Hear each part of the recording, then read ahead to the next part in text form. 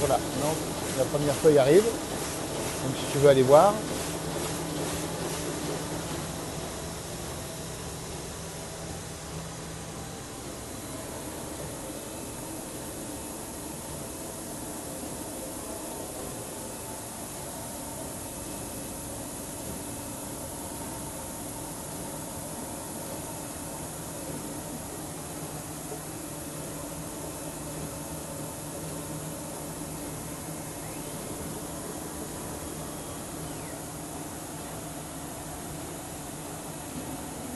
Oh, il y a du vert, il y a du vert.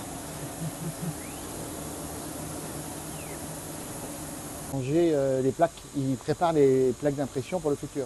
Et ça, tu refais ça à chaque fois pour chaque planche. À Donc chaque tu vas fois, le faire 33 fois. Donc tu vois, ça c'est les différentes plaques, des différentes couleurs. Voilà. Comme là on est qu'en bichromie, donc puisqu'on fait on fait un facsimilé en fait des planches originales, donc il met que le noir et le bleu pour le recto et le verso. Alors, est-ce que je disais à votre collègue tout à l'heure, Oui. c'est-à-dire qu'à la fin du précédent, Oui.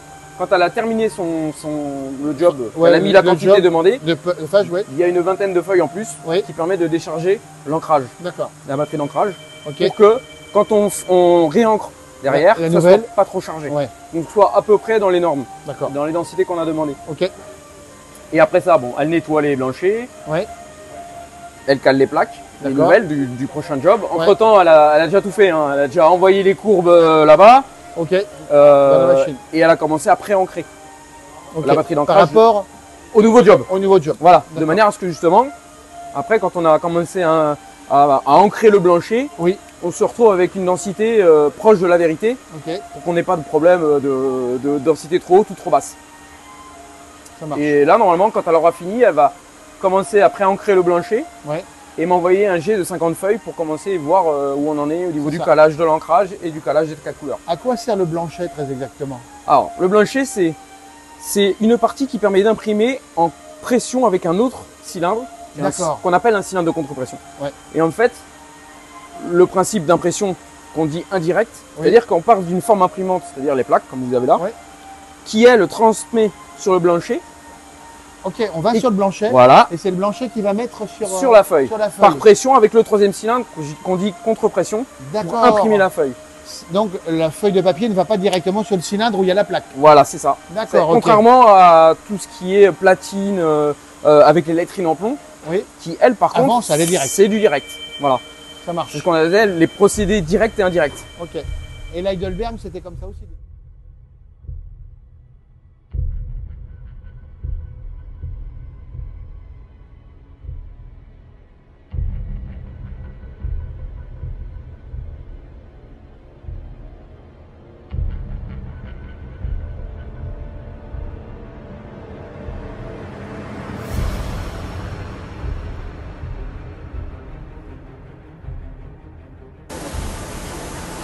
Donc là, les premières feuilles arrivent.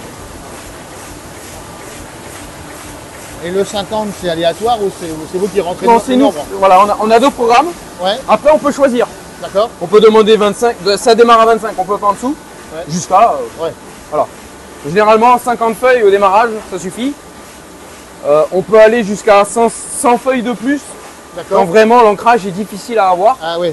Voilà, on est obligé de bien régler au niveau de tout ce qui est ancrage et mouillage, D'accord. de manière à ce que quand on a bien tout fait ici, on envoie un peu plus de feuilles de manière à voir si on peut avoir un mieux. D'accord. Parce que souvent, au bout de 50 feuilles, c'est pas une certitude. D'accord.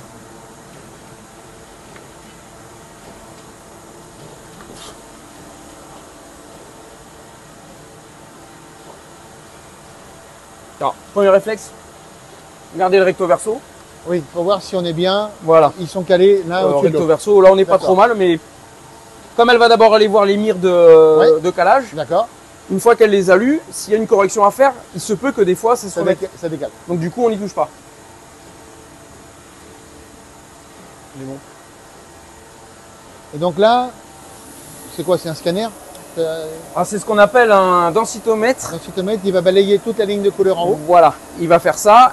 Ensuite, il va aller lire la mire de calage Ouais, à droite. Après, il va faire celle de gauche. d'accord. Et après, on passe à l'autre. Donc là, on voit qu'il est pas, les quatre couleurs sont pas Voilà, bien. les 4 couleurs sont pas alignées. D'accord.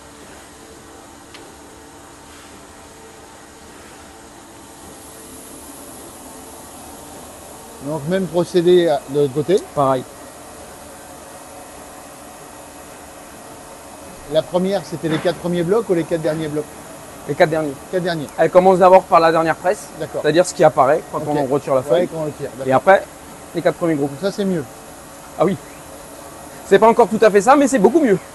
Donc à quoi correspondent toutes les petites... Ça, c'est les différents... Alors en fait, ils correspondent aux segments.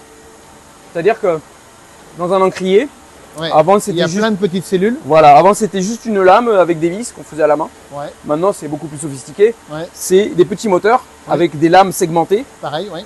qui eux ferment ou ouvrent pour mettre plus ou moins d'encre. Et chaque segment correspond à chaque. Ah bon, Voilà. Donc là on valide de manière à ce qu'il nous recale bien les 4 couleurs Ouais, recto verso. d'accord. Et là ici après on va lire voir ce qu'il y a potentiellement de bon ou pas bon. Donc là on voit qu'on est vraiment pas du tout bon. Ouais, de l'autre côté, ouais. Sur le deuxième bloc. Et c'est bien bizarre. Je sais pas ce qu'elle m'a fait. On va laisser calculer, on va laisser faire. Donc on valide. Ouais, Donc là vous voyez, ok. Et au fur et à là, mesure, à ce niveau-là, il y a tout... ok, d'accord. tout ça correspond à un À l'encrier. à l'encrier. Après, en fonction de ce que vous voyez là, vous pouvez remonter la couleur Voilà, en fonction de là qui correspond à ça. c'est ça. Ok, d'accord. À chaque zone. Donc là j'ai Donc ce qui est important de savoir, si tu veux, pour tout le monde, c'est qu'en fait tout ça c'est le papier qui sert au calage et qu'en fait tu vois tout ce type de papier là c'est ce qui a servi à faire la première page et donc ça va être jeté Juste la première. juste la première page. Et donc on va faire, il y a 4 pages et il y a 144 Bon, pages. ouais, ça fait quoi? Donc 4 Ouais. fois 30, 4 fois 35, 36. Ouais, 36 fois ça. Donc il va y avoir 36 paquets comme ça qui vont tous partir à la poubelle. Tout ça ce qui- pour régler au maximum. Tout ça pour régler au maximum, pour avoir la meilleure qualité d'image possible. Et donc, ce qu'il faut bien comprendre, hélas, c'est que tout ce papier a été acheté et que ça fait partie, si tu veux, du calage de l'ensemble et que ça, c'est répercuté dans le coût de l'album. Et c'est comme ça. Et c'est Ah. pour ça que parfois, quand on fait un devis, moi je me souviens très bien, il n'y avait que 72 pages dans le premier album qu'on a fait d'India Dreams, quand on a repris en fait la fabrication. Et ça devait être 5 ou 6 000 euros. On était pareil, tout en couleur, quadri. 6 000 euros les 200 premiers exemplaires et le 100 supplémentaire, c'était que 100 euros. Et là, tu te dis comment ça se fait, c'est qu'en fait, tu as vu au niveau de la machine, quand ça tourne, 100 pages supplémentaires, ça va tourner 1 minute. Et ça fait 1 minute supplémentaire. Donc c'est pour ça que les pages d'après, une fois que le calage est fait, ça coûte rien. Ça coûte que le prix du papier. Alors après, pour une version normale, c'est exactement le même process. Il ne Voilà. faut pas croire que c'est juste parce qu'on fait un tirage de tête Voilà. qu'il y a autant de chutes et que le calage est différent. On est peut-être un peu plus pointilleux parce qu'on essaie d'avoir une reproduction de planche à l'identique. La plus fidèle, voilà, de Donc l'original. forcément, on est un peu plus tatillant, mais pour une version normale en couleur, c'est exactement pareil. Chaque page a été validée au niveau de l'impression pour être le plus fidèle possible du PDF d'impression. Donc ça prend autant de temps et il y a autant de chutes. Et la différence, si tu veux, par rapport au coût, c'est que quand ils tirent un album à 10 000 exemplaires, le coût est le même, mais tu divises le coût par 10 000. Et nous, on prend le même coût par 200. Pas pareil. Donc, ça augmente d'une manière conséquente et ça explique une partie du coût d'un tirage de luxe.